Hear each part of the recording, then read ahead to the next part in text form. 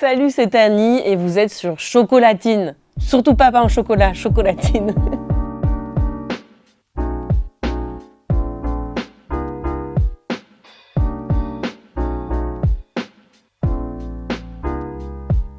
Eh ben, Tani, je suis humoriste, comédienne et j'ai un spectacle qui s'appelle L'Autre, que je joue à Paris et un petit peu à droite à gauche en tournée. Je crois que je me sens plutôt antillaise, même si je parle pas créole, mais je parle pas ch'ti non plus. Mais ouais, plutôt antillaise.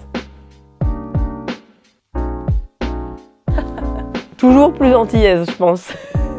J'aime pas le fromage. Eh ben, j'avais pas forcément de métier en tête, j'étais juste bonne en maths, bonne en sciences. Du coup, j'ai fait ça et après, je me suis dirigée vers le travail que je faisais avant en parallèle du stand-up. C'était dans l'écologie, qui est sensibilisation à l'environnement.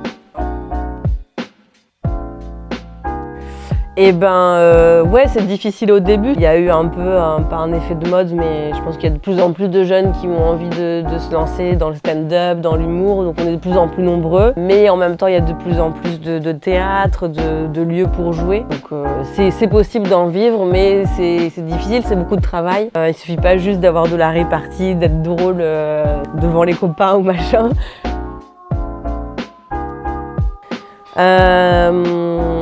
Bah, c'est vrai que pour mon premier spectacle, c'est très centré sur moi, sur mon parcours, ouais, mon histoire. Après, je pense que le monde est tellement riche, qu'il y a tellement de sujets de société que je pense que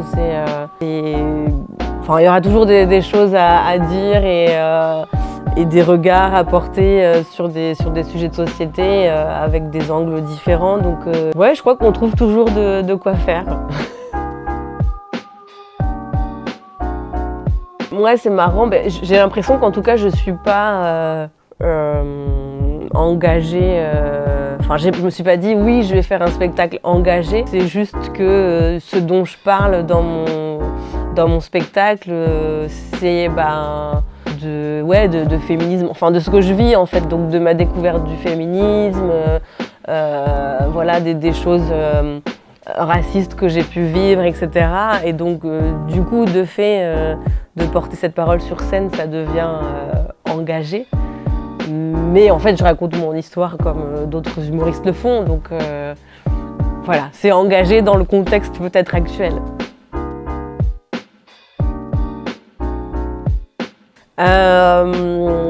Enfin, c'est difficile. Disons qu'être une personne noire ou métisse c'est pas à la campagne, c'est dans un lieu où finalement on est minoritaire, en fait c'est l'expérience minoritaire. Ouais, c'est difficile parce qu'on se reconnaît pas, on a besoin de présentation, d'identification qu'on retrouve pas forcément localement. Et donc ça peut être compliqué de trouver des repères.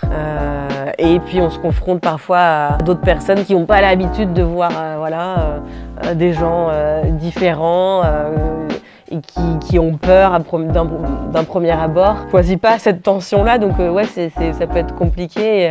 Et je pense que la clé, c'est finalement le dialogue et c'est de se comprendre les uns les autres et de s'écouter, quoi. Voilà.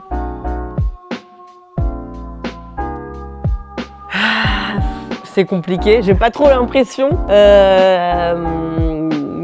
Moi après là j'ai déménagé à Paris, donc c'est plus du tout la même expérience. Mais j'ai pas l'impression que ça ait beaucoup évolué parce que certaines personnes sont toujours crispées. Là où ça a évolué, je pense que c'est par contre j'ai l'impression que dans la société on avance vers un peu plus justement de représentation, j'aime pas trop ce mot, mais de diversité en tout cas dans les films, les magazines, les histoires, etc. Et on va vers du mieux, mais ouais, je pense que c'est pas encore gagné, il y a beaucoup de travail à faire. C'est que Paris c'est plus mélangé, quoi, c'est très cosmopolite. Il y a vraiment plein de cultures et de personnes d'origine différentes qui se mélangent et du coup on sent moins ce décalage par rapport à des petites villes comme Bernay, quoi.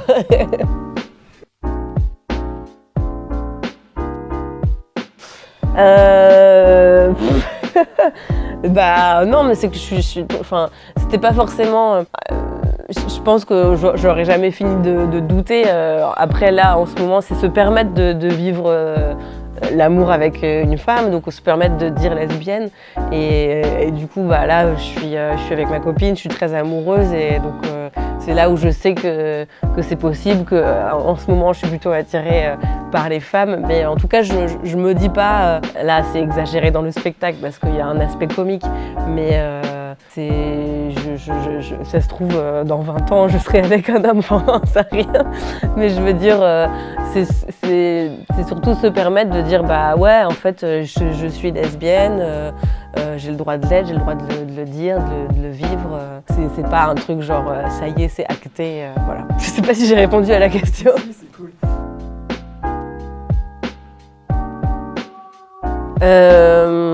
Non, j'ai de la chance, mes proches ont plutôt bien réagi. Ouais,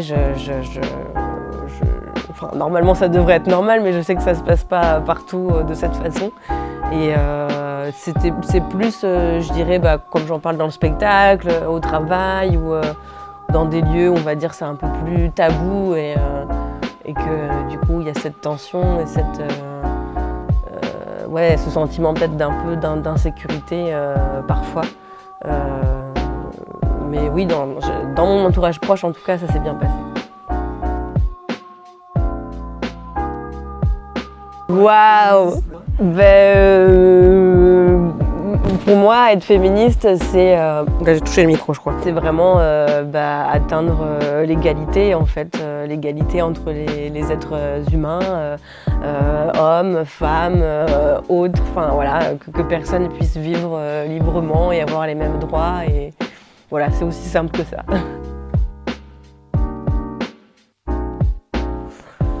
La différence majeure, je pense que c'est vraiment la timidité. J'étais quelqu'un de très timide, et je pense que si je disais à moi de 18 ans que j'allais faire des spectacles et monter sur scène, je pense qu'elle m'aurait pas cru. Donc ouais, je crois que ça c'est vraiment la différence, et je pense que cette timidité, elle venait aussi d'un endroit où j'étais pas bien dans ma peau, je pense, que j'avais pas confiance en moi, et que là, le théâtre et ce spectacle m'ont aidé aussi à grandir et à m'affirmer et à me sentir plus libre, ouais, je dirais ça.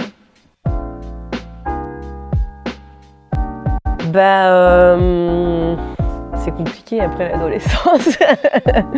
De pas trop, enfin, non, c'est pas vraiment ça que je veux dire. De faire ce qu'elle a envie, de continuer à chercher des modèles qui l'inspirent, et de pas trop se poser de questions.